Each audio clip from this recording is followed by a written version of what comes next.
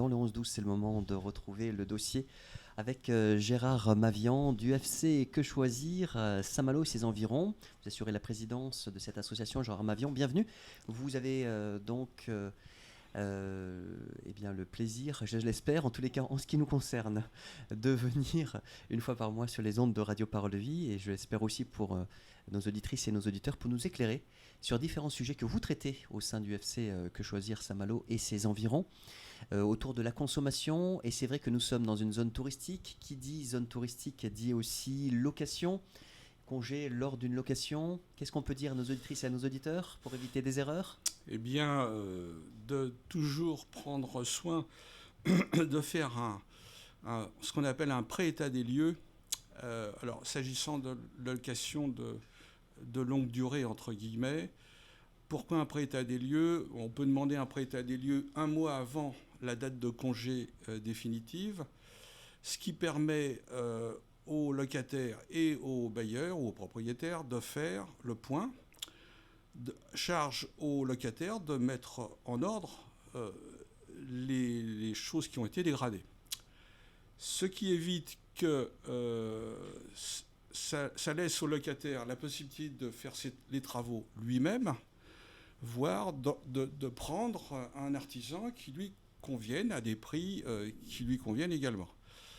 Parce que lorsqu'on applique l'état des lieux tel qu'on le connaît actuellement, c'est-à-dire on rend les clés au moment où on quitte l'appartement ou la maison, à partir de ce moment-là, le locataire n'a plus la possibilité de faire intervenir des artisans qui lui conviennent, tant au point de vue qualité de travail qu'au point de vue tarif. Ce qui fait que, évidemment, le propriétaire ou le bailleur peut vous déduire du dépôt de garantie les travaux de remise en état de l'appartement, et il choisit ou il ne choisit pas les artisans qui lui conviennent à des tarifs qui ne le dérangent pas plus que ça, ce qui fait que vous n'avez plus la possibilité de dire moi je vais faire les travaux moi-même puisque vous avez remis les clés. Alors un état des lieux à l'entrée et à la sortie, chose très importante. L'état des lieux doit être un document écrit dont on trouve des trames sur le site de service public français, où il y a des trames toutes faites qui permettent aux uns et aux autres de savoir qu'est-ce que doit comporter justement l'état des lieux, parce qu'on insiste bien, il faut que ça soit un écrit et signé des deux parties. Alors, état des lieux d'entrée comporte le relevé du compteur d'électricité, le relevé du compteur d'eau, de gaz, les différents problèmes déjà rencontrés à l'entrée, c'est-à-dire des trous par-ci, moquettes, etc., etc. Et puis, lorsqu'on quitte l'appartement ou les lieux, on fait un état des lieux de sortie et on compare par rapport à l'entrée. Et c'est sur cette base-là que le bailleur peut justifier la remise en état de l'appartement. Et là aussi, il faut que les deux parties soient signataires. Parce que sinon, après, il y a contestation, il y a gros problème. Alors, en ce qui concerne justement les factures d'état des lieux, les factures ne sont pas obligatoires. Un devis peut être accepté. Cependant,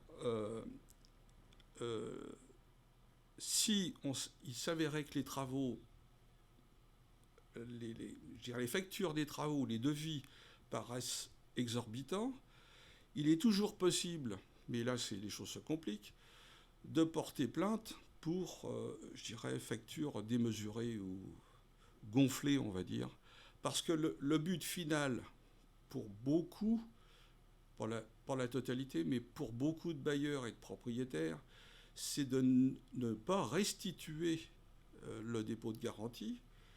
C'est une manne supplémentaire pour le bailleur et le propriétaire.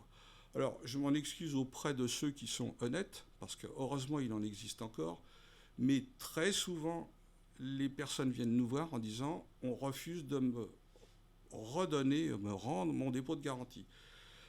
Étant entendu aussi que le dépôt de garantie, une fois qu'on est d'accord, doit être restitué au plus tard dans les 2 mois qui suivent la date de sortie. Voilà, il y a des travaux à charge du bailleur, qui sont les charges des travaux de structure et non pas de remise en état. Des radiateurs qui ne fonctionnent plus parce que les tuyauteries se sont obturées, du gros œuvre appartient à la responsabilité du bailleur. Le locataire, lui, doit remettre les lieux dans une situation propre, parce que s'il s'avère que c'est sale, le bailleur peut très bien justifier une entreprise de nettoyage pour remettre les lieux en état de propreté. De la même façon que le locataire a toujours la possibilité de nous demander aussi conseil, parce que là aussi on peut le guider dans ce qu'est la responsabilité du bailleur et la responsabilité du locataire.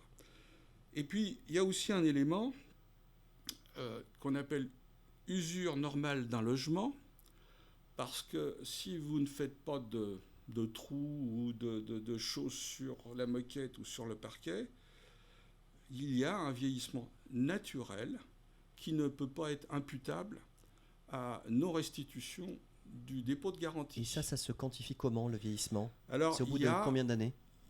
Il y a des trames. Bon, ça aurait été un peu déjà très long pas à expliquer, mais il y a des tableaux qui existent, qu'on trouve aussi bien sur Internet que sur là le aussi site. On peut trouver là ces aussi on ressources-là. peut trouver sans problème, mais attention, allez toujours sur des sites services publics ou Légifrance, parce que là où voir 60 millions de consommateurs ou l'INC, voire évidemment UFC Que Choisir, où on trouve toutes ces informations très, très précieuses.